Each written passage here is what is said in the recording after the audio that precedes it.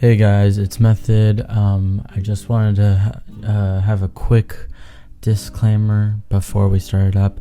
I just want to say that I firstly do not doubt the virus's existence, and I believe that it's a very potent, lethal virus, and you should take all the precautions possible and necessary to distance yourself and protect yourself from the virus. But precautions are necessary, even more so when talking about the certain views that I have, like starting up the economy again. So I just wanted to say that I think being cautious is extremely important during this time. So yeah, enjoy the video. How could you get coronavirus? The coronavirus. New coronavirus COVID-19. COVID, for almost half a year, has been terrorizing the United States with its unpredictability, and as of August 1st, has infected 4.5 million people and caused over 150,000 deaths. COVID needs an immediate answer, and fast. Unfortunately, politicians, physicians, and health officials alike cannot seem to come to an agreement, although many around the country are trying their best to come up with a vaccine or antidote. In my own eyes, the greatest and perhaps the most severe consequence of COVID is the economic downfall, which occurred as a byproduct of citizens maintaining the guidelines for COVID. The job loss was tremendous, with millions losing their jobs by the week, and 10 weeks after coronavirus hit, about 40 million jobs were lost as a result.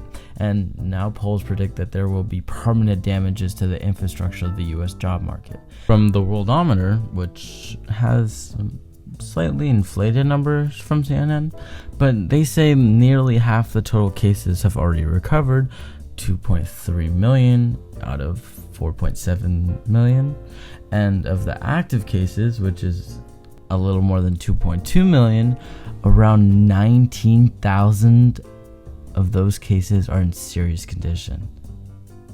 That is nearly nothing. And just as a side note, look at the amount of tests done by the US, almost 60 million, but for some reason we still can't contain the virus.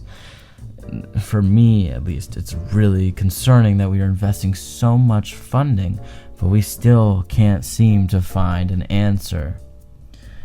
Personally, I think we need to reopen the economy. A gradual reopening of the country is necessary for the economy and its workers.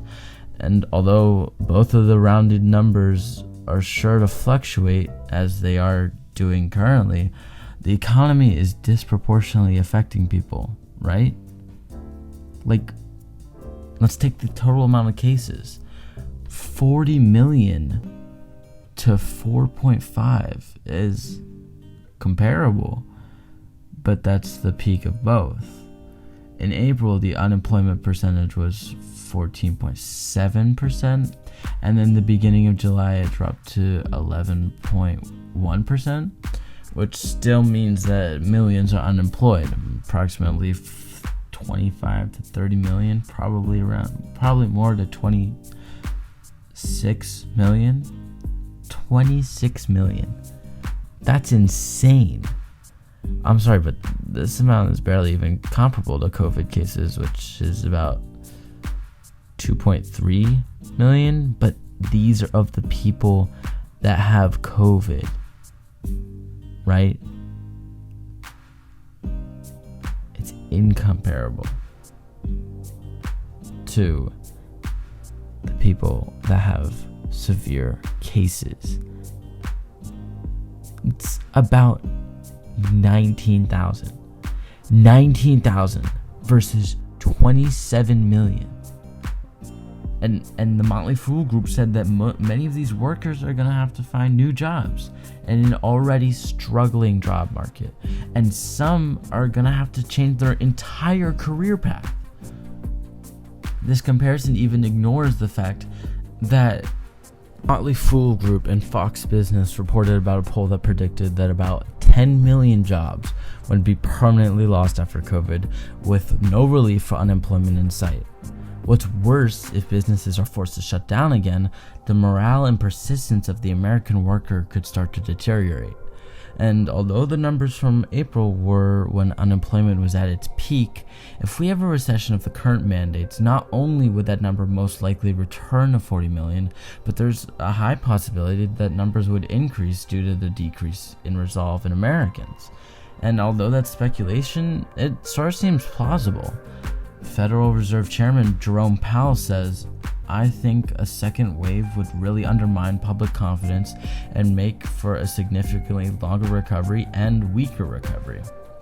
And as of August 2nd, there are cases of COVID in the United States. From CNN says there are about 4.6 million and 154,000 deaths. Comparison ignores the fact that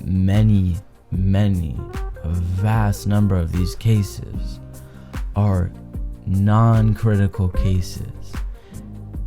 There are 2.3 million cases.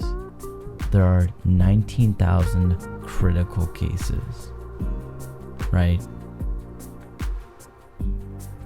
That's 19,000 divided by 26 million. And that's 0.7%. That's an incredibly low number.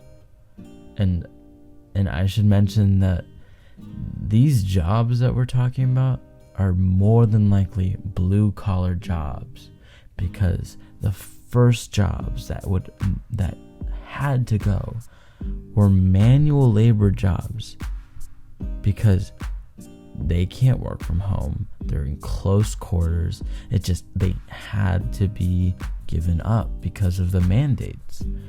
And so many of these blue collar jobs are essential to lower income families and persons, and that rely on these jobs week by week, check by check. This is a devastating blow to these people. And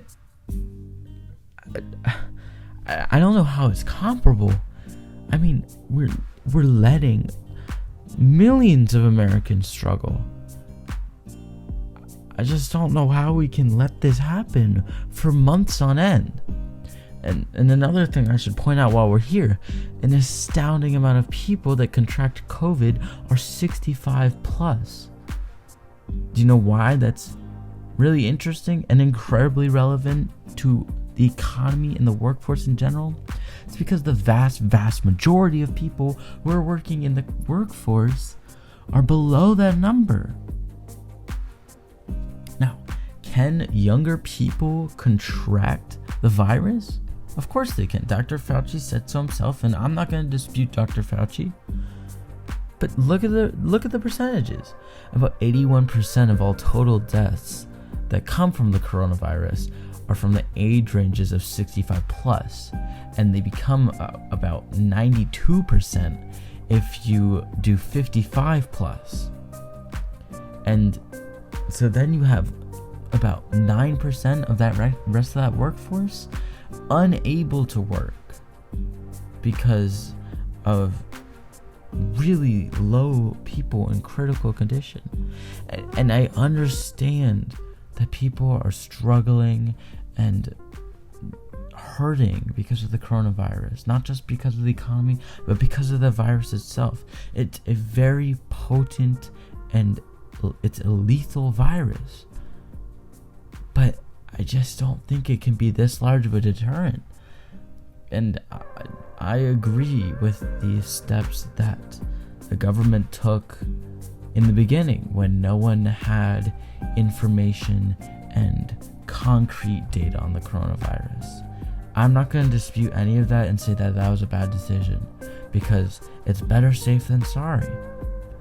But now that we know more about it, I don't think that the entire United States can be afraid of something like this and allow it to destroy the entire infrastructure. If people don't work, that shuts down businesses, that shuts down schools, that just shuts down everything. It shuts down parks. All sorts of things are going to be a byproduct of the mandates for COVID-19. And it's imperative, obviously, for America's economic growth, but the infrastructure that it's going to take down with it is also incredibly important. I mean, public schools and possibly private schools won't be able to educate kids as well. I mean, they're probably looking at some type of virtual schooling. And I don't know. To me, there's little to no debate. I mean, of course, everyone must be careful and proceed cautiously. But I think America just has to start running again. It's your guy, Method, signing off. And hey, if you have any questions or comments you want to leave down below, feel free, and I'll try my best to respond to them. Have a good day.